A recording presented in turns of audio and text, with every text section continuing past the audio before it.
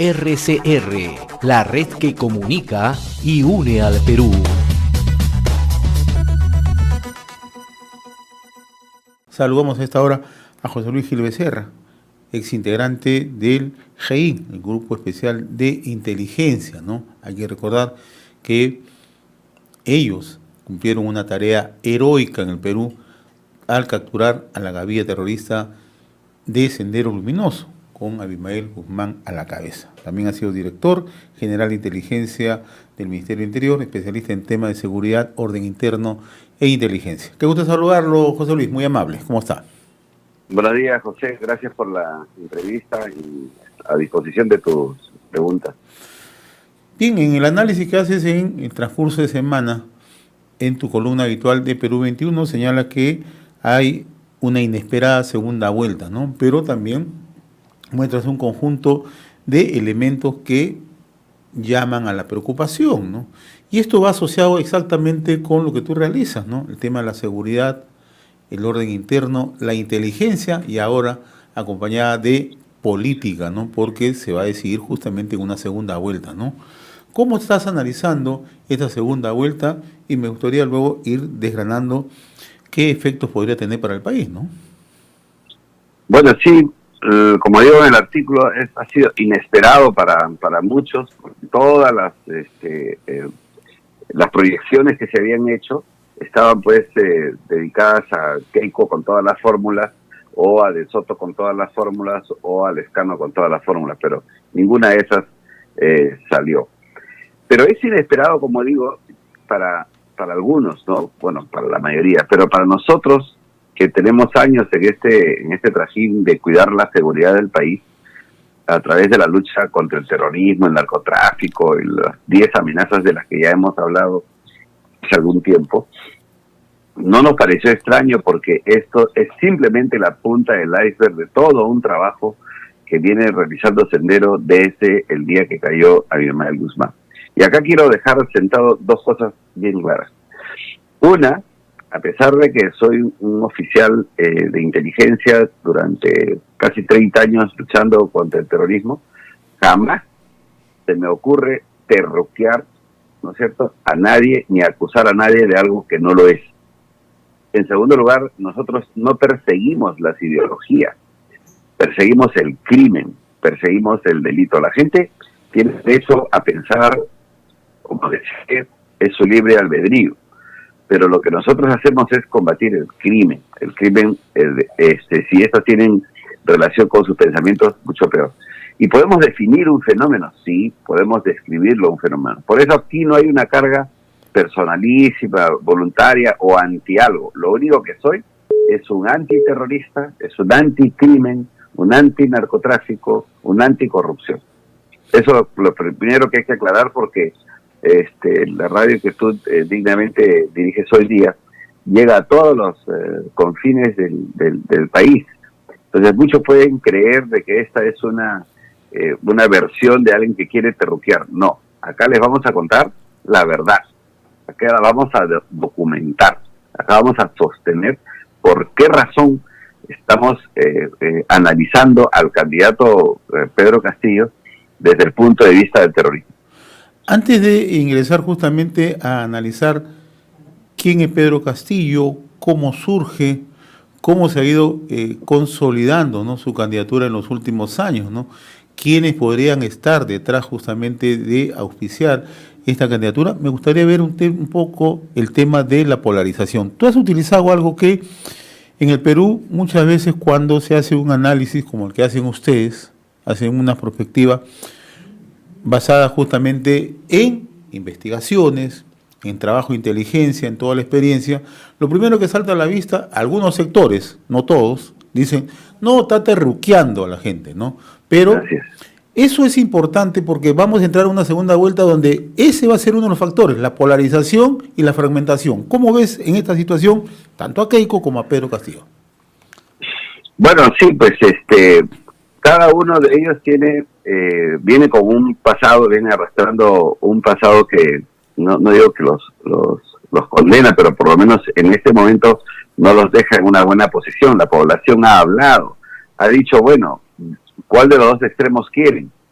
¿no? El extremo, por un lado, de la derecha, donde está la señora Fujimori con todo este manto de sospechas de lavado de activos, de un proceso judicial que todavía no ha terminado, ¿no?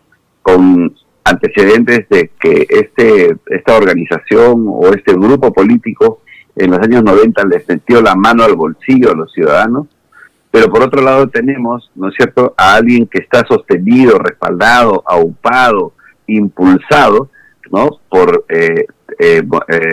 Sendero Luminoso, y lo voy a decir con sus 4 letras. No tengo ninguna duda de que Pedro Castillo es producto de Sendero Luminoso. No digo que él sea terrorista, no digo que él va a poner una bomba, ni que haya puesto una bomba, ni que sea alguien que está urdiendo un plan para atacar Palacio de Gobierno. Pero no tengo ninguna duda que él está siendo sostenido por el terrorismo de Sendero Luminoso y lo podemos demostrar. Así es que si los fujimoristas del año 90 nos metieron la mano al bolsillo, los terroristas del año 90 nos arrancaron el corazón a los peruanos. Ahora, en esa situación en la que nos encontramos, ¿no? Tú acabas de mencionar, ¿no? Sendero Luminoso auspicia la candidatura bajo brazos políticos de Pedro Castillo, ¿no? Pero el accionar ya no es colocar bombas, el accionar ya no es matar a personas, el accionar no es secuestrar personas como ocurrían en zonas alejadas del país y además meterles miedo, ya no es el accionar. El accionar es mucho más político, buscan que legitimarse, ¿no? ¿Cómo empieza esta tarea?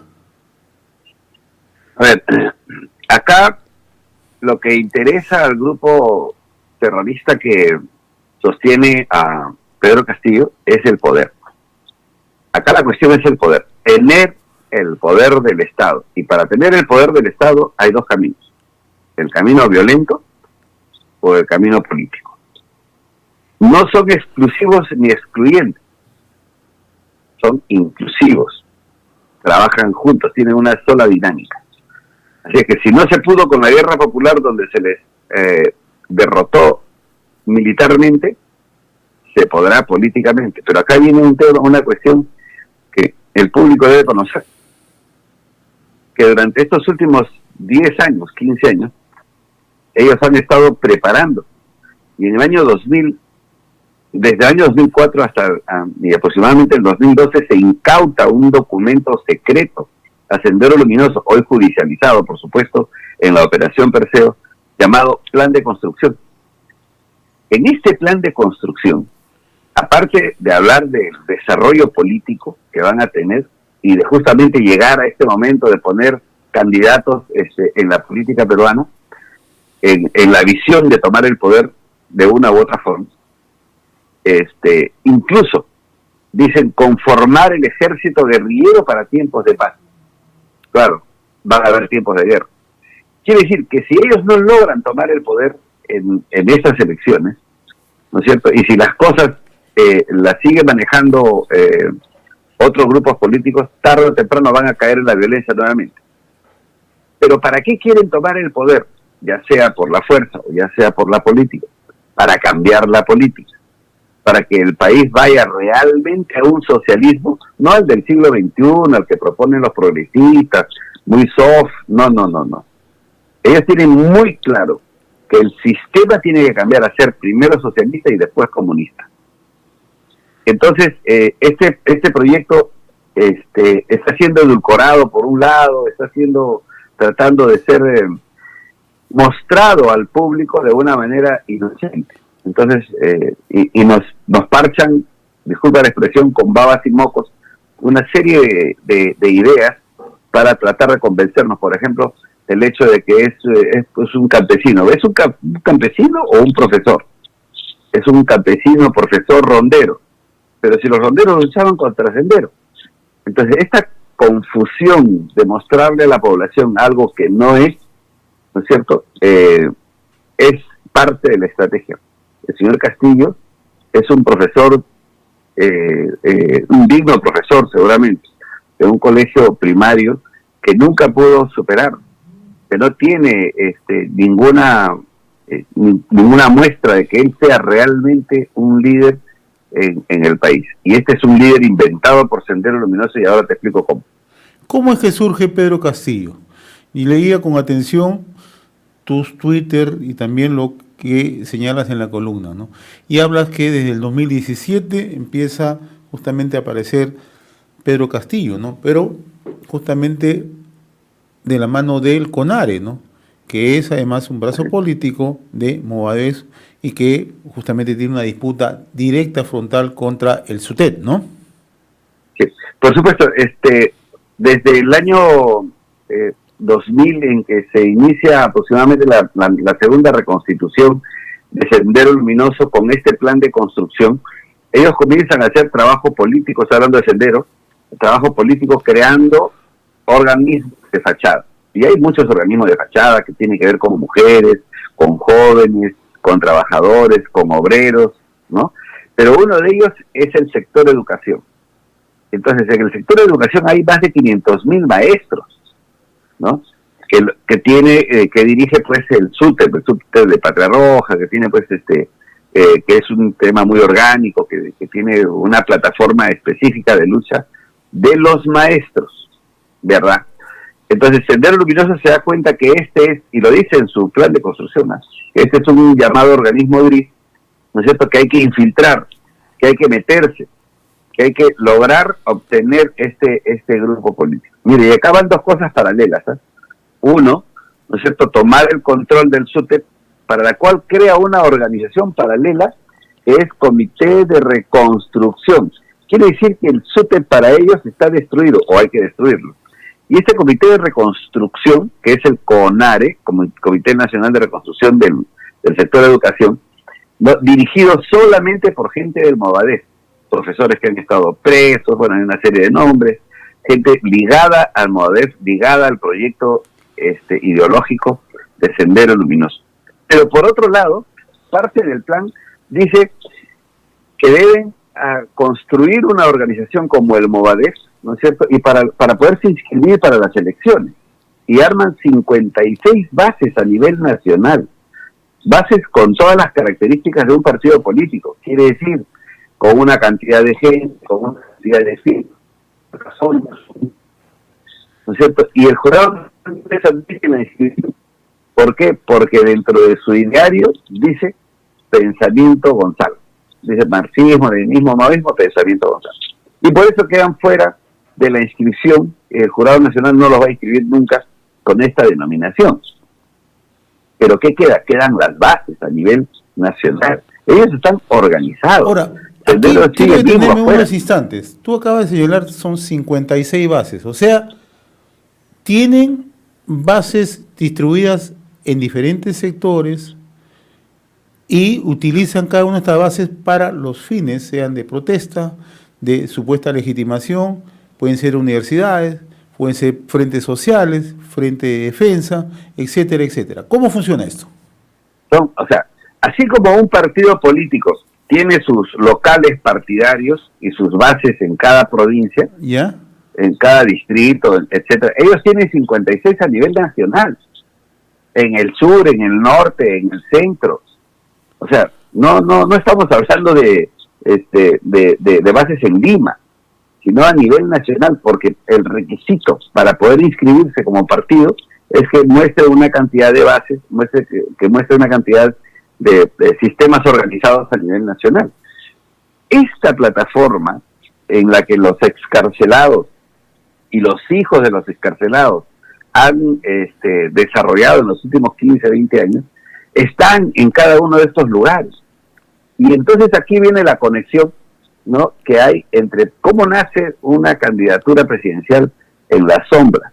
Sendero Luminoso está acostumbrado al trabajo secreto, al trabajo cerrado. Entonces, en el 2017 ya están tomando el CONARE, lo inducen a Pedro Castillo, sacan a los que estaban dirigiendo desde ese momento y lo inducen a Pedro Castillo a armar la famosa huelga de los maestros. Les engañan a los maestros de que esta es una huelga por sus derechos. No, era el ejercicio, la gimnasia del Sendero Luminoso para crear un candidato. Entonces hoy, casi al final del proceso electoral, han tronado los dedos y salta una candidatura. No es por el trabajo paciente, porque el liderazgo sea desbordante y porque la gente haya descubierto un nuevo líder o que la gente tenga hoy un nuevo alguien que realmente nos ilumina con sus ideas. No es eso. Ese ha sido un candidato construido por Sendero Luminoso, ha sido estructurado por ellos, estructurado por sus bases a nivel nacional, ¿no? Y acá viene algo también, una confluencia perversa de los diversos sectores de la izquierda, ¿no?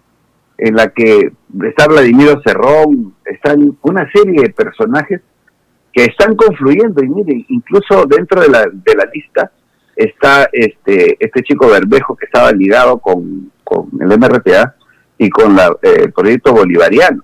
Esta es una mezcla perversa de varias posiciones, pero justamente el plan de Sendero Luminoso dice eso, dice hay que confluir con todas las izquierdas. Ahora, eso me lleva a la siguiente pregunta, ¿no?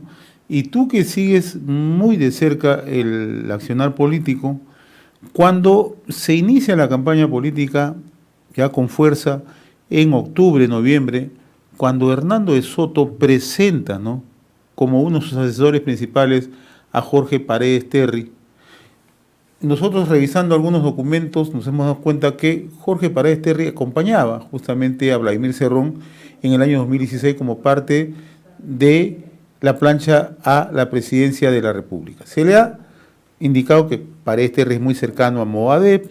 Tú lo que dices hace unos instantes, ¿no? Es gente que no pertenece probablemente a Sendero Luminoso, pero que confluyen, ¿no? Entonces, estos hechos no son aislados, lo que estamos viendo, ¿no? La presencia de personajes que aparecen en distintas instituciones, pero supuestamente lo hacen con la finalidad de adquirir una legitimidad y poder, de algún otro momento, tener exactamente dónde confluir, ¿no? Y este podría ser el momento, ¿me equivoco? Sí, a ver, no es olvidar que este trabajo político requiere de muchas ramificaciones, requiere de poner gente en todos los niveles. No estoy diciendo que Paredes Terry haya sido puesto por el Movadef, pero no va a haber ninguna duda que si hubiera sido un futuro gobierno de Hernando de Soto, hubiera cumplido un papel muy importante en hacer confluir a Sendero con Hernando de Soto. Hago un paréntesis y puedo decir que podríamos hacer una maestría de cómo no se deben hacer elecciones, y esto es una muestra cómo Hernando de Soto no debió hacer participar en elecciones con ese tipo de personajes, ¿no? Entonces, esta estrategia, o sea, Pedro Castillo es el resultado de una estrategia de Sendero Luminoso a través del Movadef. No tengo ninguna duda de que esto es así. Probablemente el señor Castillo sea un buen profesor primario, sea una buena persona, sea un buen padre de familia, sea un buen profesor, sí, pero o él está usando a Sendero Luminoso, a su plataforma, o Sendero Luminoso a través del Movadef está utilizando a Pedro Castillo. ¿Qué es lo más probable? ¿Que Sendero Luminoso esté utilizando a Pedro Castillo? Yo creo que sí, yo creo que lo está usando, está usando los legítimos intereses, las legítimas necesidades de un grupo de personas que tiene seguramente una idea. Yo no discuto que él sea comunista, no está mal que lo sea, pero si no se está dando cuenta que está siendo manipulado por Sendero Luminoso, entonces que se dé cuenta hoy. Fíjate, en el paro de maestros, en la marcha de los maestros, una cosa que nosotros nos dimos cuenta era como un grupo como el CONARE tuvo la capacidad de organización. ¿Qué significa organización? Significa su capacidad estratégica a nivel nacional, su forma de distribuirse, de venir a Lima, las ollas comunes, de los lugares de alojamiento y de proveer los recursos para tener éxito en la marcha.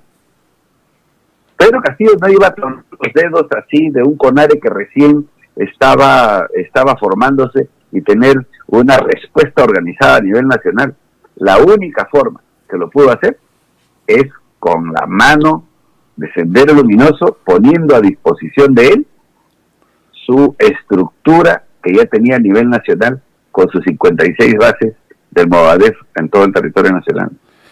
Estamos dialogando con José Luis Gil Becerra, él ha sido integrante del Grupo Especial de Inteligencia GEIN, ¿no? Y ayer cuando conversamos con él justamente para esta entrevista, él me precisaba, y lo voy a decir con mucha claridad, lo que hay es que darle a conocer a la población lo que ocurre, ¿no? Cuáles son las investigaciones que se han hecho en los últimos años para que la población esté lo suficientemente informada, ¿no? Y remarco eso, ¿no? También, tú lo acabas de decir hace unos instantes, ¿no? El marco de estas investigaciones no significa terruquear a la gente, sino poner ante la opinión pública para que conozca y confronte, ¿no? Cuál es en estos momentos el camino por el que estamos transitando y cuál va a ser la decisión que tenga que tomar. Pues esos son los juegos de la democracia, naturalmente, pero que la población esté lo suficientemente informada.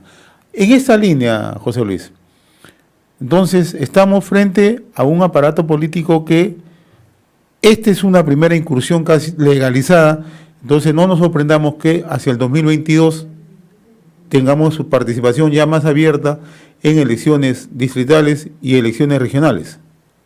Sí, fíjate, yo hablaba hace un momento sobre la confluencia perversa de las izquierdas y de las opciones. Y esto es simplemente, no voy a decir que es solo es una sospecha, o sea, estoy llegando a la convicción de que el uso de parte de la izquierda no significa que la derecha no use. El uso de las municipalidades y los gobiernos regionales para desviar recursos para los proyectos políticos cada vez toma más forma. Si bien es cierto, hay alcaldes y gobernadores regionales seguramente de derecha que también han hecho lo mismo, pero eso será para sus bolsillos. Lo que está pasando con la gente de la izquierda, que ha desviado recursos, ha sido, según mi percepción, ¿no es cierto?, para los proyectos políticos, ¿no? ¿Cómo se entiende de que muchos alcaldes y gobernadores regionales hayan sido encarcelados? ¿No es cierto? ¿Por qué? Porque desvían los recursos y no saben cómo hacerlo, ¿no? Lo desvían de manera escandalosa y terminan en la cárcel, ¿no? Mira a Gregorio Santos, mira a toda esta gente que ha desviado los recursos, que han gastado millones de soles, porque realmente una izquierda franciscana, una izquierda que proviene del pueblo, no tendría tanto dinero para esta parafernalia, para sostener todo un aparato político al mismo estilo de la derecha que tiene capitales de las empresas. O sea, los capitales para las campañas ya no vienen de Odebrecht, ya no vienen ya no vendrían de Odebrecht ni de otras empresas, vienen de los gobiernos regionales. Este es un tema muy serio, ¿no es cierto?, estas confluencias perniciosas, ¿no es cierto?, de usar la política para levantar a un grupo político, ¿no? Muy bien, José Luis, yo te agradezco como siempre la amabilidad. Te comprometo para seguir conversando más adelante de este y otros temas, ¿no? Porque estamos ingresando a una segunda vuelta que, sin lugar a dudas, ya de por sí es polarizada, pero... Sí, una cosita más, José, permíteme. Yo en mis Twitter, tú te habrás dado cuenta, en los últimos años, yo no he sido para nada, soy querido por el fujimorismo, o he sido blando con ellos, jamás, ¿no? Yo trato de ser lo más objetivamente posible, ¿no? Pero en este caso, tan difícil es el tema del fujimorismo, pero mucho más difícil es para mí, para nosotros, el tema del terrorismo. No digo que el señor Castillo nos vaya a llenar de bombas y vaya a gobernar rodeado de bombas, eso no estamos diciendo, ni que él sea terrorista, sino que el proyecto político, el objetivo político de la captura del poder para instalarse en el poder por años, ¿es cierto?, es el objetivo político de todo comunista. RCR, la red que comunica y une al Perú.